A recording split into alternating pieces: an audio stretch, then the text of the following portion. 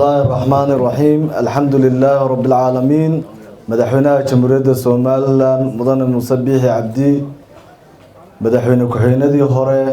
تليها عيدن قرقة جمهورية الصوماليلاند قدوميها بارلمانك جمهورية الصوماليلاند كلها وزيرada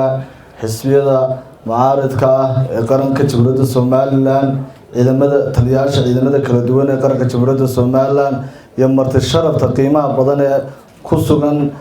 xafladan sanad guurada 26aad ee ka soo wareegtay aasaaska ciidanka Jamhuuriyadda Soomaaliland waxaan ku wada salaamayaa salaanta islaamka assalaamu calaykum wa rahmatullaahi wa barakaatuh marka xigta waxaa noo sharaf ah in aad nagala soo qayb gashaan xuskan ka soo wareegay aasaaska ciidanka qaranka oo laga joogo muddo 26 sanadood ah ciidanka qaranku wuxuu astaan u yahay midnimada qaranka midnimadaas oo ka turjumaysa dhammaan ummadda reer Soomaaliland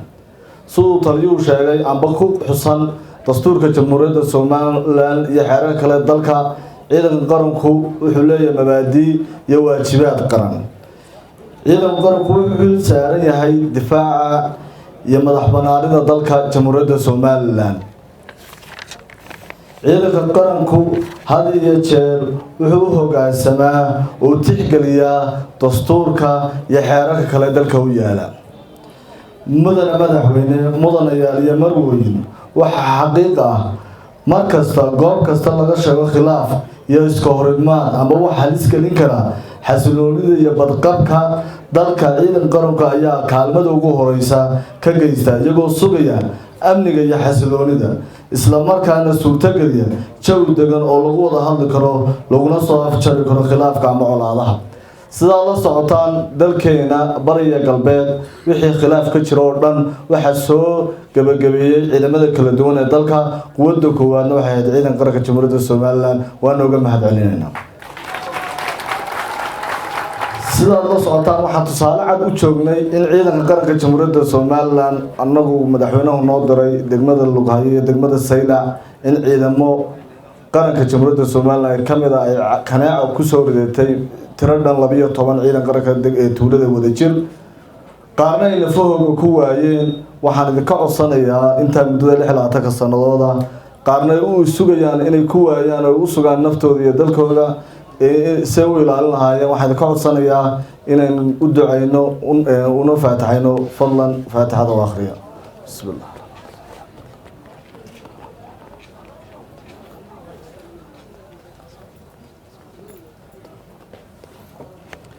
madaxweyne mudanayaal iyo marweyn waxa farxad ah in gaashaandhiga wasaaradda gaashaandhiga iyo ciidan qaranku xaqiijiyeen hadafyo ku xusan qorshaha horumarinta qaranka labaad dal walba wuxuu leeyahay qorshe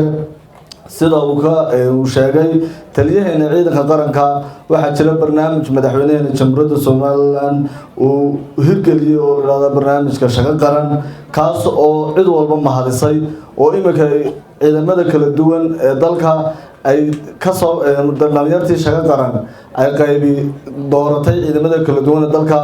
khaasan Leyli Sarkaal sida uu taliyuu sheegay hablaha dhalinyaro ah ayaa waxay doorteen barnaamijka Leyli Sarkaal waana waxaan u hambaleynayaa hablaheena iyo dhammaan ciidamada dhan madaxweyne mudanayaal iyo marweyn sidoo taliyuhu sheegay waxaad arkayseen dhismaha ay la hirgeliyay ee isbitaalka loogu talagalay ciidamada kala duwan oo dalka iyo madaxda sare ee dalka maadaama ay tahay meel safety oo la ilaalinayo oo aan ahayn cid walba imanin oo ciidanka qaranka ay mas'uuliyadiisa saaran tahay laguna daaweyn doono xanuun kasta iyo dhibaato kasta qofka soo gaadha lagu daaweyn karo uu awood u leeyahay maanta waxaan ugu hambalyeeynaa injineeradii dhisay ee kamid ahaa ciidanka qaranka Jamhuuriyadda Soomaaliland hambalyan leeyahay iyo taliyahoodaba madaxweyne mudanayaal marweyn waxa kale oo xusid mudan in la curiyay wax ka bedel iyo kaabis lagu sameeyay xeerar iyo siyaasado tusaale ahaan xeerka howlgabka iyo xaqsiinta madaxweyne mudanayaal marweyn xeerkaas wuxuu suuro gelinayaa in xubnaha ciidanka iyo saraakiisha u soo shaqeeyay muddada dalkooda ay helaan nasasho iyo xaqsiin ay mudan yihiin waxaa kaloo tani fursad noo siinaysaa ciidamada kala duwan ee dalka ay ku soo biiraan dhalinyaro markooda u adeega dalkooda iyo dadkooda jamhuuriyadda Somaliland. madaxweyne mudan iyo marwooyin intaan ciidanka hambaliyeen waxaan u mahadnaqayaa dhammaan saraakiisha kala duwan ee ciidanka qaranka jamhuuriyadda Somaliland oo aduguna noogu sareysan marka xukuumad ahaan la eego taliyaha ciidanka qaranka